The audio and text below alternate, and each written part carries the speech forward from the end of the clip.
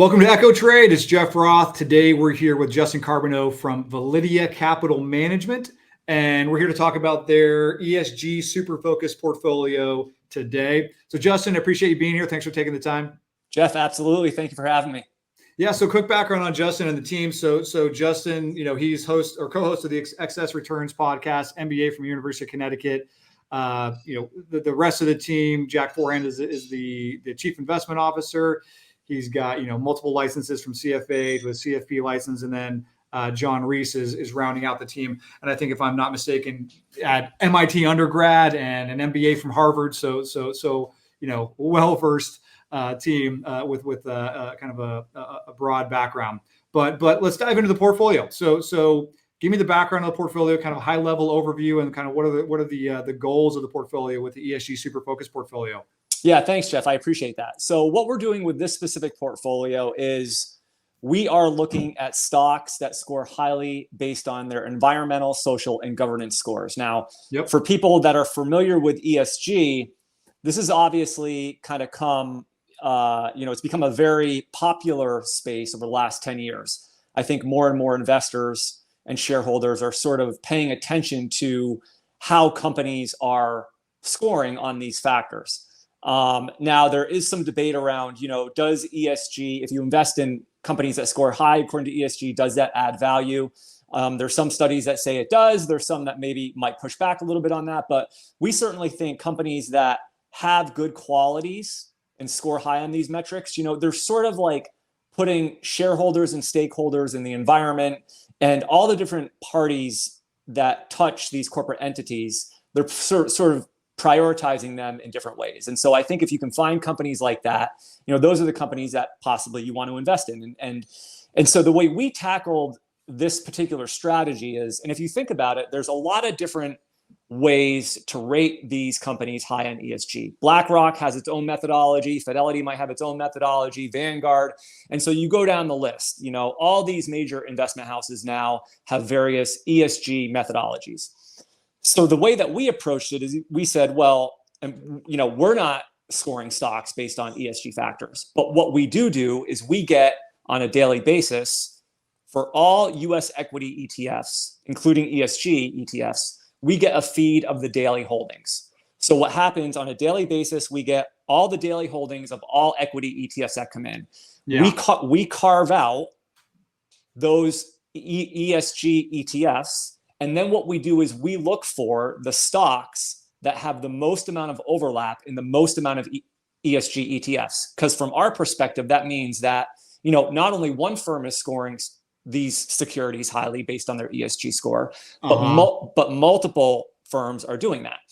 Once we get that list, which let's just call that our consensus ESG list. So once we get that list of 50, 60, 70 names that all rank very highly according to multiple ESG type firms or strategies, we then apply our own fundamental weighting on top of the list to select the top 10 securities that score highest based on their fundamental factors. And we can maybe talk about what those fundamental strategies are. That's really what Validea Capital is known for. But the important point I think I want to try to drive home for this discussion around the portfolio is ESG investing can be very powerful, but fundamentals also matter.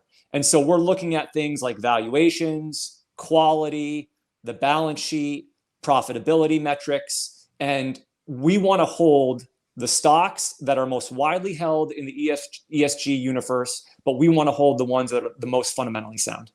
No, that makes sense. So and to kind of recap, I guess what you're doing is a little interesting. Like you said, you're not actually creating any screens or filters yourself on the ESG side.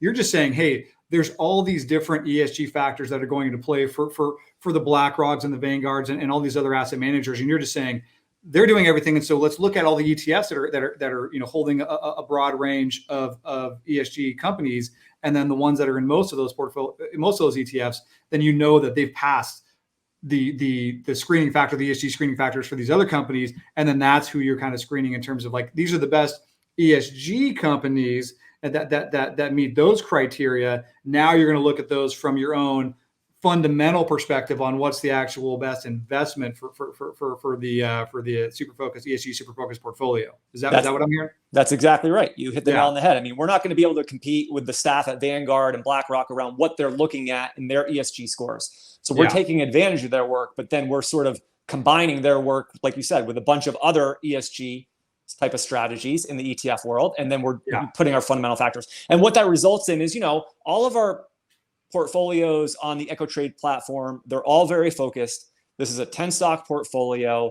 It's rebalanced a few times a year. That is important when you're deploying systematic or quantitative models. You want to have a rebalancing frequency in place that's disciplined. So there will be some jockeying. You could have two different things that could result in a sale. And by the way, a sell strategy is very important in any investment strategy. But the two things that would result in the sell on our side is, if a company all of a sudden falls out of that ESG listing, that's it doesn't score high based on ESG anymore, according to the ETFs that we're getting the feed for. Okay, that's one reason it might be sold. The other is maybe it doesn't stack up strongly fundamentally. And that could be, it becomes overvalued. It could become an earnings issue. It could become a leverage issue. There's a whole bunch of reasons why the fundamental scores may fall. But the important point I'm trying to make is that, there's a disciplined portfolio rebalancing process in place in which stocks, new stocks will come into the portfolio over time and some stocks will be removed. So I want to talk about that and that process a little bit, but first, can we just kind of take a step back, I guess, and for people that don't know, kind of just give a little, an overview of what ESG is, because the whole, like you mentioned, the concept of investing with your conscience and impact investing has come a long way in the last 10 to 15 years. And so can you talk about what ESG is and kind of why people are looking at that over the last kind of decade? Yeah, I mean, there's so many different things. So if you think about what's going on in the environment and how corporate America and all around the world, the decisions that companies make from an environmental standpoint, whether it's these big oil companies or even the large tech companies trying to move to solar. So, all of those decisions that impact the environment, good or bad, are going to play a role in how a company scores from an environmental standpoint when being looked at. And obviously, with you being out in Southern California and the weather you've gotten and all sort of some of the craziness that's happening all over the world, I think climate change and the importance of this and focus on this is becoming, I think, more front and center for a lot of investors as we personally experience things. There's the governance side of it, which is independent board of directors, how the company is compensated, the use of stock options, and that plays probably into some extent employee surveys and stuff like that. There's some companies that score very high on governance. And then there's others that, I think are that score less for one reason or another. And then you have the social aspect of it, which is, what things does a company do to help benefit the overall society, whether that's charitable related things or other initiatives that promote, good social well-being, whether it's the way they take care of their employees, the way they treat their customers, how they treat their other stakeholders. All of that, I think, plays into ESG and beyond. Yeah, no, and I appreciate that because it's ESG as a term. I'm sure the broader investment industry understands it, but kind of somebody coming new may not have the full background. So thanks for going into that. Let's dive back into the portfolio and kind of your analysis process again. So you're talking about kind of your sell strategy and what would come about and the reasoning. Hey, the score on the ESG side or the fundamental side has changed, and then that'll cause you to exit a portfolio position. So can you talk about that ties into your sell strategy, ties into how you guys are actually managing risk. So kind of define the risk level of the portfolio, how you guys look at that, versus some other equity-based portfolios, and then the things that you guys are actually doing to manage risk within the strategy.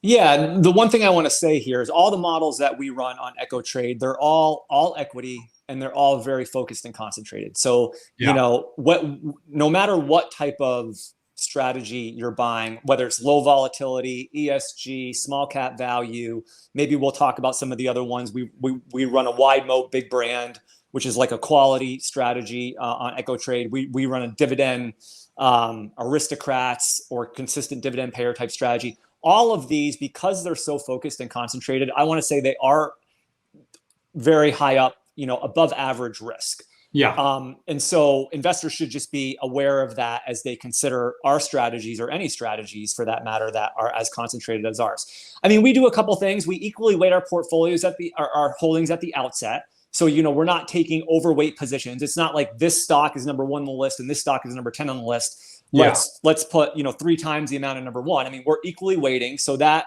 manages some of that stock specific risk. There's some debate around this. I mean, once you're at around 10 or 20 securities in a portfolio, you're getting most of the benefit of diversification. There's some academic studies that kind of say it should be 30 or maybe 50, but generally speaking, if you have a 10 stock portfolio or a 20 stock, let's say, but we're running 10 stock on EcoTrade, you have like a couple really bad positions, 1 or 2 really bad hits. Well, it's 10 or 20% of the portfolio. That's still a lot, but hopefully your winners, will make up for that. And that's what we've seen so far, at least in the time that we've been running this strategy with live money on your platform. And then there's you can do things like just naturally through the way the portfolio is constructed, the sector and industry diversifications just naturally sort of organically in the portfolio. But, you can have limits on those in terms of not letting a portfolio go to like 40 or 50% one sector. That would be something we'd limit, because we don't want the portfolio to be too exposed to one particular sector. And then we run stop losses on our positions, but what they're really there to do is protect against like catastrophic sort of events. And if we were holding a position and all of a sudden the stock was in free fall and we learned that the company was cooking the books, or there was some fraud going on at the company, which makes the fundamentals incorrect or invalid, it'd be unfair for our system to try to be analyzing that, because you can kind of throw the fundamentals out the window. Think of like Enron, if you will. I mean, we would have never held that, but in the event that or WorldCom or something like that. So we want to have a system in place where if that were to happen, we can get out of these names. And what we would do is we'd remove that stock and we would replace it immediately with the next highest scoring security. And that's an important part of our process too. Anytime we remove a security, there's always something on the bench waiting to come back in. So you want to be putting that money back to work in the top scoring names as quickly as possible. No, I mean, that's extremely helpful. It gives a good background on kind of what you guys are doing on that front. And so you're diversifying, like you said, from, it's concentrated. So there's a little bit more volatility there, with the 10 stocks versus, maybe a 20 stocks. And there are kind of studies that, around 15 or 17 stocks that you have the full diversification, that you need for a portfolio. But then also within sectors, you guys, like you said, you're not allowing one to kind of run and get overweight. So that's extremely helpful. To wrap it up, can you kind of just give me an overview, like how you would look at this as something that would be included in a broader portfolio, and how you guys look at this as something unique within EcoTrade and the broader community? Yeah, I think for all of the portfolios that we're running on EcoTrade, they're pretty much all thematic, whether it's thematic based on sector and trying to benefit from some secular theme or some type of characteristic. In this case, the characteristic is stocks that score highly based on ESG. I think if ESG is an appealing type of strategy, if you care about this type of thing, then certainly, carving out a piece of your portfolio, because the way you got to look at it is this is, it's a 10 stock portfolio, but look at it like you would allocate to a fund. So maybe you have, of your equity exposure, you might allocate something like 5 to 8% of your active equity exposure to this type of strategy where, the strategy makes sense to you. You want ESG exposure. Hopefully you value the way that we're doing it, which is looking for this consensus score. And you also value the fundamental aspect of, I don't just want to blindly invest in, ESG stocks. I want the ones that score strong fundamentally. And then you're willing to, and because it's such a focused portfolio, clearly we're shooting for market outperformance here. So we're shooting for long-term compounding of wealth and alpha generation over a long period of time. So that's the portion of the portfolio, if you're allocating to those types of strategies, that would be appropriate, I think, for this type of portfolio in EcoTrade. Yeah, and it's performed incredibly well as of today. Summer 2023, and obviously we don't know anybody's personal situation, so none of this is investment advice. But this could be something that could, like you said, a portion of a broader portfolio to fit into the ESG if that's something that means something to you, as well as kind of hoping to outperform the market over the long term. So, anyways, Justin, I appreciate the time, and investors can check out and subscribe to the ESG. Super focused portfolio within EchoTrade. So, Justin, appreciate the time. Thanks for being here. Thanks, Jeff.